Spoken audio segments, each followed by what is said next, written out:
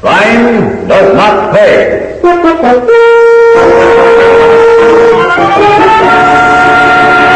But, Kit, I can't understand it. A man with your talent, your brilliance, to do the things you've done. Okay, here we go, Henry. So this is Ro Hurley with ZZZlist.com, and I'm here with Henry Hill for a special interview for my friends at Reddit. I'm sorry, I'm going to go ahead and go down some of your questions. I can't capture them all, but I have the good ones highlighted here. So, Henry, you ready to get started? Sure. All right. You want to set the, is it going to be shaky and shit? Well, I don't have a tripod. Let's see. One hand. Hey, how about this? Let's see. Because you were shaking before, I was noticing you were I taking think pictures. this might be good. You sure? You can look at it, well, yeah. we can get something and put it there. No, I think that's good.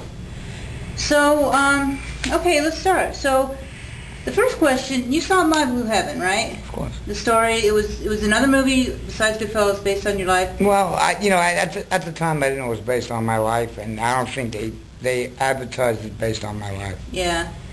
But you don't get money for it. No, I mean, it was Nick Pileggi's wife, the guy that I wrote Wise Guy with. And she used to keep me on the phone for hours at a time, and, in the evening I'd call for Nick.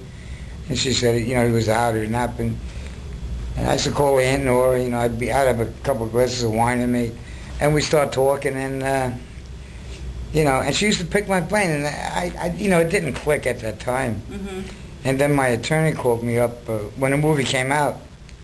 He said, Henry, you better go to the movies and see My Blue Heaven. He says, I'm suing Nora and Goldie Hawn. Yeah, Goldie Hawn was in it. Yeah, no, she produced it with Nora Ephron. Oh. So he says, we got a lawsuit, end up with, $500, $1 million, whatever. And I says, nah, I can't sue Nick. Yeah. Nick was very kind to me over the, he mentored me through a lot of tough times, and I just said, nah, I'm not going to do it. Nick is the one who first got you out. Nick Pileggi is the first. He wrote Wise Guy. He wrote Wise Guy, the screenplay for Goodfellas, the screenplay for Casino. He made you go from notorious gangster to like an international celebrity, basically. Yeah, I think, whatever. because everyone in the world knows Goodfellas. Yeah. So here's a question from Prometheus from Reddit. What do you think of Steve Martin's portrayal in that movie of you? It was a comedy. It was goofy as hell, but I'd tell you, it was based on, all the stuff, right down to me marrying another girl when under my witness protection name, Yeah, I honest to God. And I called the U.S. Attorney's office. I said, hey, listen, I'm gonna get married under Martin Lewis. That was my name. And they freaked out. They said, That was your name, Martin Lewis? Yeah. Was that your only one, or did you have? No, I had a couple other ones. I don't even want to mention them. Oh, that's funny. So all right. So here's and they used it in the movie. Yeah. I said, it's not bigamy. I said, I got a different name legally, Yeah. And they all laughed. Now, did she know who you were? She knew. Of course she knew who I was. She was a makeup artist, and she used to do my makeup. And I was married for 3 weeks. Well, I was with her for 3 weeks. I was on a drunk, and she. I used to say she fuck-napped me and took me to Vegas. Not to Vegas, to Carson City. I love that. She took me to Carson City, and we got married, and it was like all a blur to me, And then and you were still married to Karen, right? Yeah, I was. She lived a half a mile. She used to keep her horse in my. I had a 5-stall barn, and I used to let her keep her horse in my. In my barn. And, we very seldom rode it. So she was over the house all the time. And when she took me to court to try to sue me... Who did? Sherry Lewis. The woman that you were married? Yeah, Sherry Lewis was her name. So she took you to court to sue you? Yeah, and she said she didn't know I was married, which is a bald-faced lie. No, she had to know. Of course she knew. She used to come to my house and do my makeup and cut my hair. She used to come to my house with a full-length mink coat on and nothing underneath it. I honestly got. She was a piece of work. Sherry Anders. Did she get? She didn't get any money out of you? No. In fact, she had to pay my attorney's fee. I love that when It's the that's truth. that's so cool when that happens. Okay, Flaming Lips wants to know how you feel about the current street gangs like the Bloods, the Crips, compared to the Mafia that you were a part of. You know, they try to structure it the way the Mafia did. But I mean, they were a bunch of just a bunch of thugs and bullies, you know, and they're nothing like I mean, the Mafia was, you know, ruthless and cruel and miserable, and you know, but these guys are, you know, they're just as bad, these kids. And I mentor a lot of kids that are in gangs and trying to get them out of it, you know. And I always tell them, you know, there's a way out. You don't have to be in that gang. Mm-hmm. You know, fuck that blood in and blood out shit. Yeah. You know, that's bullshit. Yeah. That was a funny movie, though. Did you see that? Which one? Blood In, Blood Out. No, It was I probably hilarious. did see it. I loved that movie. It was so bad that it was good. You know, it was like horrible acting, horrible story, and it was like absolutely hilarious. You can put your drink here. Okay. Now Jem Barama asks, what do you think? Why do you think the Mafia has such an appeal in popular culture? Why do you think people are so fascinated with Mafia?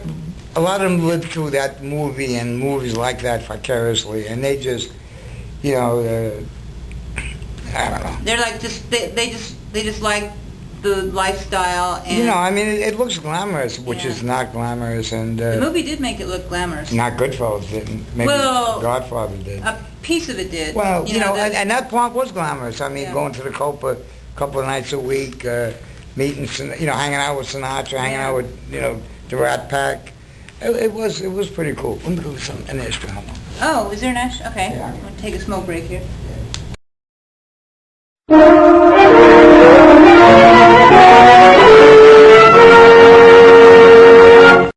Off for a little bit. All right, so we're back. Another question from Flaming Lips. Can you describe the day you got busted? Sure. It was a typical day in the life of Henry Hill. You know, it was insane. I don't even know if I slept the night before. I probably was. I don't know if I was coked up. I know that I had to take. I had to deliver some heroin to Pittsburgh, and I had to go prepare it. And I had to deliver some guns to Jimmy that he wanted. It was, you know, it was just a typical day in the life of Henry Hill, and it was hectic. And I mean, there was a helicopter following me. They were on me for a long time, for about 2 months, constantly, Wow. constant surveillance. And I knew that they were watching me. I thought it was the FBI, you know, for the Lufthansa robbery. And there's no way that they could tie me into that one. So, they were filming, a block and a half away from me. They had cameras with telescopic lenses on. I mean, and they were following me 24/7. And I knew that helicopter was following me that day. And the day I got busted, I tell you, it was a relief in a way, because I just, I was ready to throw the towel in. They gave you an out, right? They gave Well, you yeah, of course, they gave you an out. I knew when Jimmy approached me to sell heroin, and that was after the Lufthansa robbery, I knew that, there's only one way out of, dealing heroin. I mean, in the quantities we were dealing, kilos, and it was China white, and I know, this is either my death sentence or life in prison, without. So you said, now in the movie they made it cocaine, but it was really heroin you were dealing in. Now, was it heroin you were addicted to also? Now, I got addicted to heroin, cutting the stuff. I used to cut it a little bit. I mean, we get the pure China white from the Pizza Connection. Uh-huh. But would you, when... And I had sifters, those big bakery sifters. I used to sift in it, quinine and whatever else I used to use. I forgot. Neat. But, yeah. I was addicted to heroin at the time. Were you involved in coke too, or? Yeah, at that point in my life, I was smoking a lot of coke. Oh, okay, but you weren't in that business, though. You were just in the heroin business, basically. Yeah, well, I sold kilos of coke too. Mm-hmm. Did But you snort it, or? Of course I did. I was snorting it. Yeah. Smoking. Okay. Now. How's this going to tie into this club for tomorrow night? I'm going to put it up on a website tonight that gets a lot of hits for On Reddit.com. You'll see. No, I don't want to see it. Now, who asked this question here? This is a question from, I don't know, because I haven't. they deleted it. But the question is, were you involved in any murders that didn't come out? Because were you? I had transactional immunity. I could admit it to 100 murders, 20 murders. I never killed anyone myself. Yeah. You know, I've answered that question more than 100 times. And people. No, I mean, and they keep asking me. I never killed anyone. Yeah. I mean, I was present when murders were committed. I was, accessory to a lot of murders, but I personally never killed anyone. So you. And that's not, that's a cop, but that's a cop out. I'm copping out for that one. I think a lot of people question it because they think, how could the mob accept you and be so trusting if you didn't commit murder? Yeah, You know, well, I answered that question 100 fucking times. But Cool. so you actually saw people like get their heads blown off? Yeah, of course. I mean, come on. That fucking business, that was part of the everyday life. Did it make you? Did it? I mean, Of course it did. Come on. Well, I mean, Yeah. Okay. Well, now let's move on. Someone else I gotta asked go me to the about. bathroom, and then I want to come Oh, back you up. do? Okay. I'll rush through this. So now the Lufthansa heist. Someone mentioned. How did you get the key from the guard? It was 3 different combinations. It was a set of combinations. They had an unbelievable security system. The Germans did, at that airline, and but it took months and months of working on it to get the combination. You had to go through 3 separate gates and close each gate as you went through. It was difficult, but we managed to pull it off because we did a lot of planning and we took a lot of time. Okay. But we knew the rewards. And you made a lot from that too, and other airlines too. You did Air France. Air France, Lufthansa, El Al, and a couple, 5 or 6 other ones in between. And when you were flying in here, your baggage got pilfered. Yeah, I mean, I used to, The irony of it all. So do you think the Italian-American mob is dead? This is from Longheiser. No, it's not dead. I mean, it's a lot more low-key than it was. John Gotti screwed it all up with his,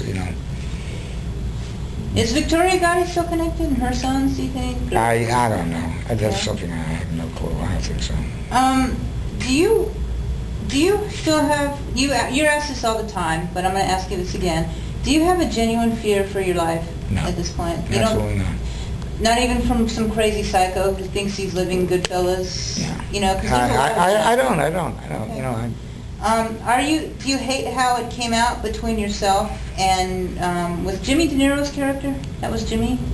Yeah, Jimmy Blackham. Yeah.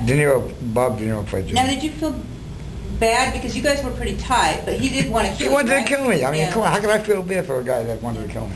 Yeah. Hi. Good. How are you? Good. Okay. Here's someone who loves your cookbook. They're called Caprica Six. They just want to mention that they're obsessed with Goodfellas, and it's their favorite movie, seen it 100 times. What would you have done differently in the movie Goodfellas if you could? I don't think I would have done anything differently. It was spot on, huh? It was 100. Except I for was the 95. heroin, cocaine, which they just wanted to tone it down for the movie, yeah. Okay. Now, Henry, do you crush the garlic or do you slice the garlic? I sliced the garlic. You do? Yes. Okay. I'm cooking tomorrow from 8 o'clock in the morning over at the... At Silver City in Dallas. People, come on out. Silver City. SilverCityClub.com. And he'll be here at 6:30 for dinner, and cover charge is minimal. And you can come in, meet the man himself. Watch the movie. You can come at 6. I think they're going to start showing the movie at 6:30. And you can watch the naked girls if you like. Oh yeah, lots of naked. They're not fully naked though. They wear bottoms. They're topless though, and they're real hot too. They have high standards here, it seems. It's a wonderful Here's a big compliment for you. This is from Caspian X2. They say the commentary track was the most engrossing, all-around, awesome commentary tracks this person has ever watched. Caspian wants to give you a big thank you and let you know that your contribution made the entire DVD. No, thank you. Yeah, that's just a very nice comment I wanted to read you. You want to take a break and go pee, or? I want to go home now or something. I'm married to you, and I don't even know your right name. You ought to come on. And I don't mind doing it. Stop it. I love you. You know I Stop love you. it. I know. Okay. Stop listening. All right. Now, Gerlubi, this is just a funny question. You don't have to answer. Is it true most of the guys in your family are named Joe or Tony? No, don't answer that. You do have a brother, though. Yeah, I got a brother named Joe, so what? Christofelis asks, what about Tommy DeSimone's murder? How come he was whacked, but you and Jimmy weren't? It's a long story, and it's another movie. It'll probably come out in another movie, so he deserved it. That's why he was whacked. He was nuts, right? I mean, did he kill his own brother? He killed his own brother. I mean, there was a lot of reasons for it. That guy was a good He was a person. homicidal maniac, Yeah. period. And Nick Pesci was awesome in that role, by the Joe way. Pesci.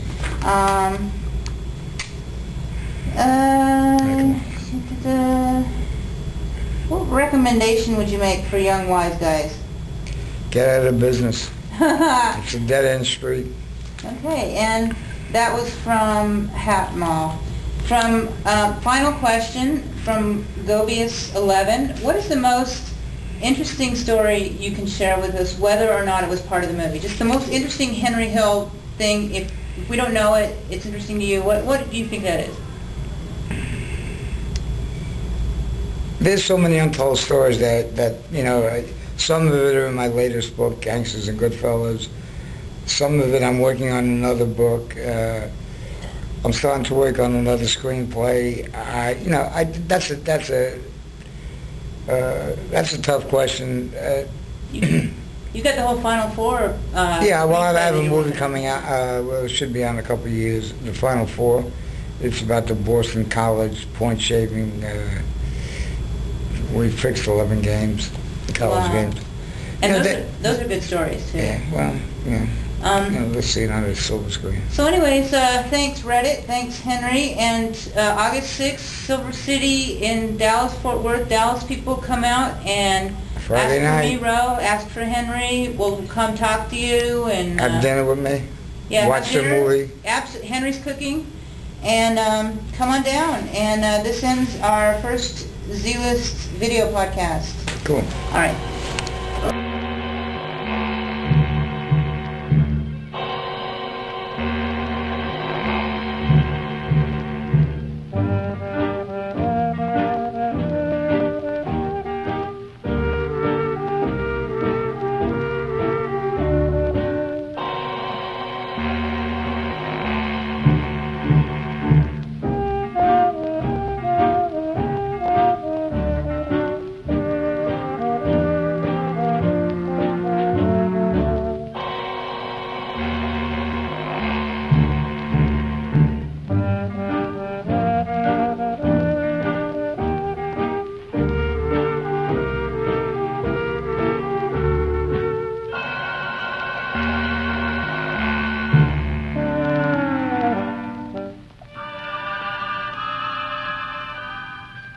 Sunday is gloomy, my hours are slumberless.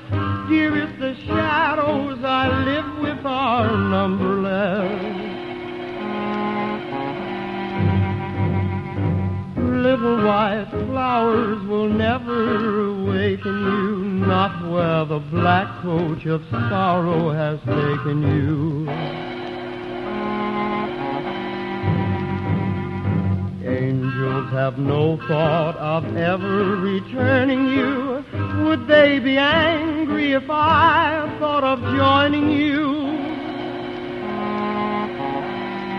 Gloomy Sunday,